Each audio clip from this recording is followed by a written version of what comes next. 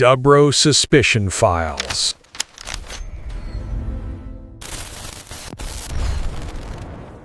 Let's pull back the curtain on the glittering world of King Louis XIV's Versailles. We picture it as this pinnacle of order, of reason, of absolute power. But just beneath that polished surface, a conspiracy was brewing, one that threatened to tear the whole thing down from the inside out. This one sentence, written by the lead investigator, Gabriel Nicholas de Lorraine, it's the key to this entire story.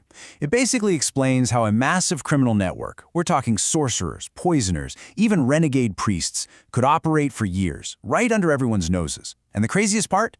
The sheer horror of what they did is exactly what ended up saving some of them from real justice. Because you see, this wasn't just some story about criminals in the dark alleys of Paris. No. This investigation would unravel a plot that led directly to the king's own bedroom.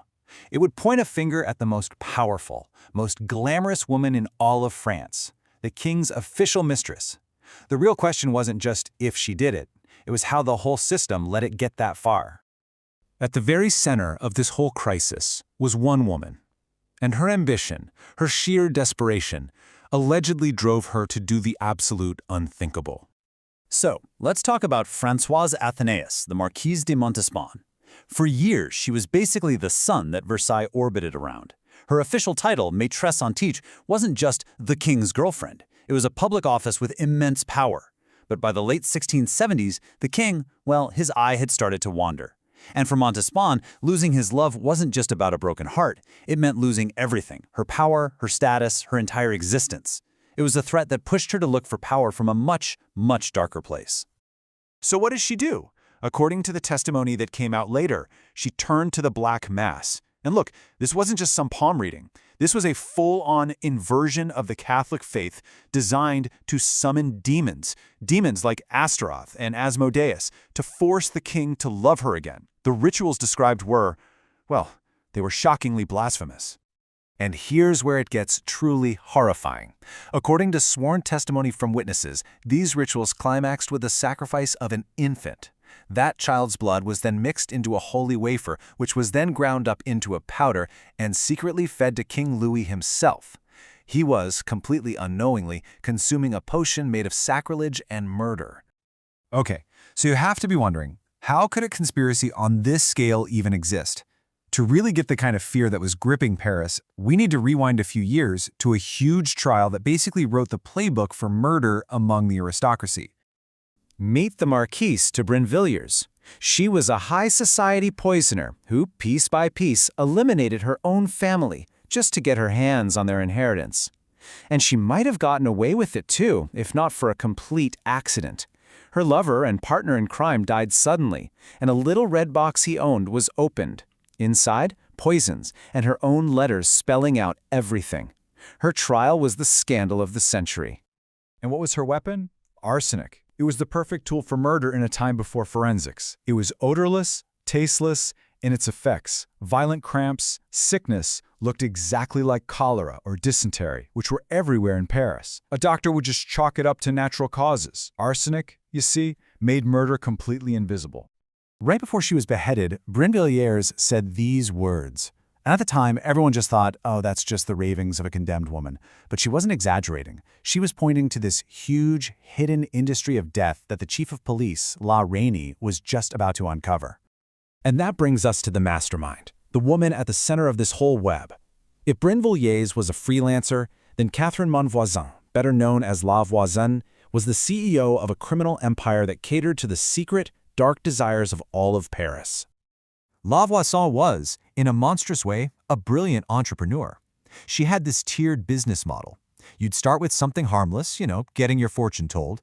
If you had a bigger problem, well, she was also one of the city's most prolific abortionists.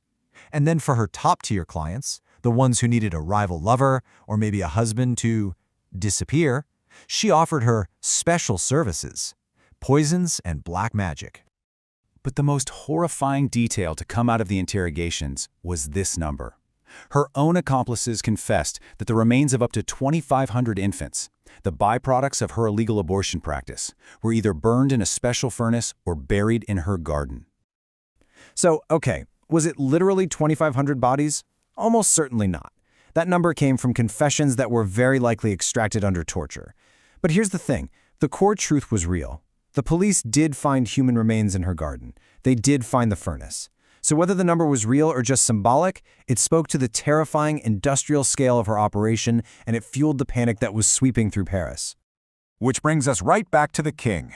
Investigator Lorraine now has this explosive testimony directly linking Madame de Montespan, the mother of his own children, to child sacrifice and a plot to poison him.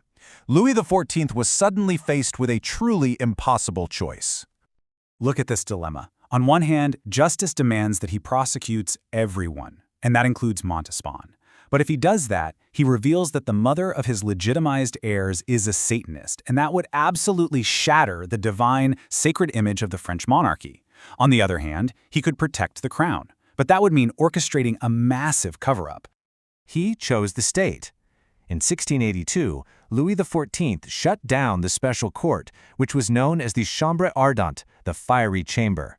He ordered all the records that even mentioned Montespan to be locked away and sealed.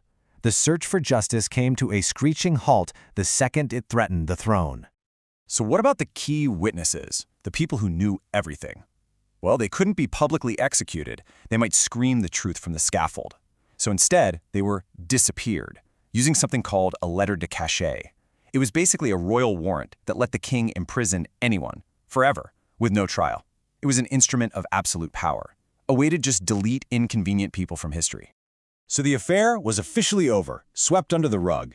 But its shockwaves, they would completely reshape the court and French society for generations. The immediate fallout was just immense. That glittering, decadent era of powerful royal mistresses, it was over. Versailles became a much more serious, pious place. And while Montespan was never actually put on trial, she was disgraced. She was banished from court and lived out the rest of her life in exile. But believe it or not, one really positive thing came out of all this horror. It's called the Edict of 1682, and it was a landmark piece of law. For the very first time, it created regulations for selling poisons, forcing pharmacists to keep detailed records. It also officially redefined sorcery not as some supernatural threat, but as simple fraud.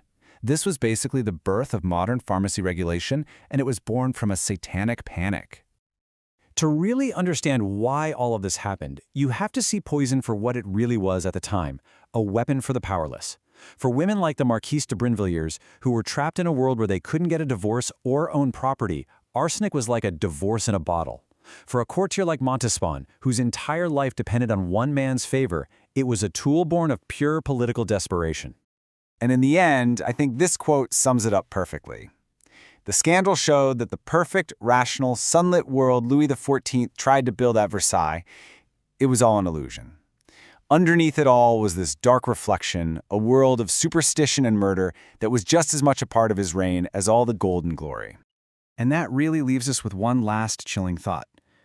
What this affair showed is that in a system where all power flows from just one person, the fight to stay close to that power, well, it can make people believe that any crime, no matter how monstrous, isn't just justified, it's necessary.